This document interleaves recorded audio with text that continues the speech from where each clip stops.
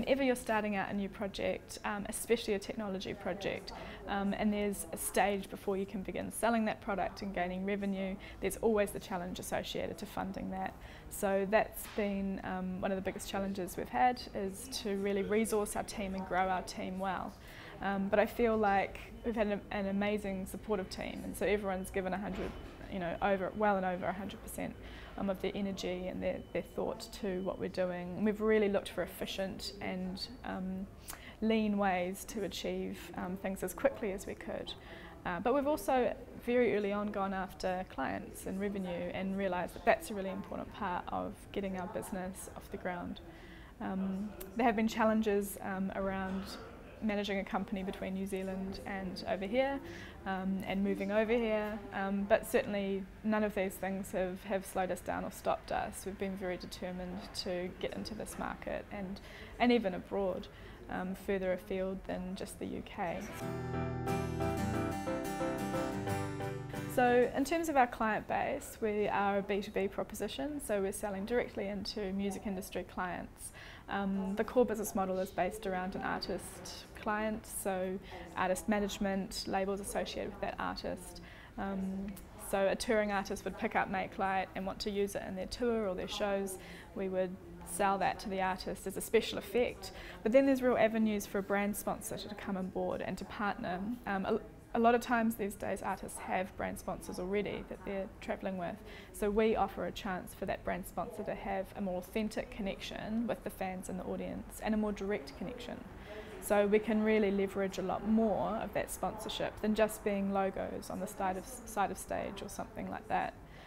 So certainly our revenue model is split between a special effect, but then also essentially an interactive communications channel that we can open up between the fan and the person who wants to reach that fan. Yeah, so we in the first instance received some seed funding as to being part of the Waira acceleration. So that was a small amount of funding to get us off the ground, super bootstrapping, but definitely got us to this point. And now we're in the very final stages of closing our next round. So that's been an exciting process to go through, and we're really excited about the investor that we're partnering with. They're very industry relevant, very connected into the client base that we want to be connected into. So we've purposefully gone for an investor that not only brings the valuable finances that we need, but also the network and the smarts for us to really apply that finance and that resource in the best way possible. I think as a team it's so important that you all have each other's back and you support each other. The founding team is crucial, absolutely crucial, and so I think that's what will absolutely make or break. And I've seen that, having been in the part of the startup community, having lots of friends who are in other startups and seeing the trials and tribulations that they've gone through.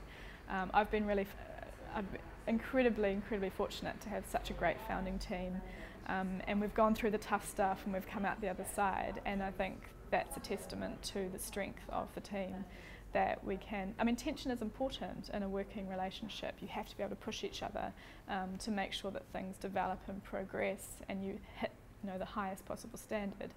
But you don't want to break the team, so I think it's really important that you invest into relationship with each other, invest into listening and understanding. It's all kind of basic relationship stuff, but that's probably the biggest piece of advice I would give people.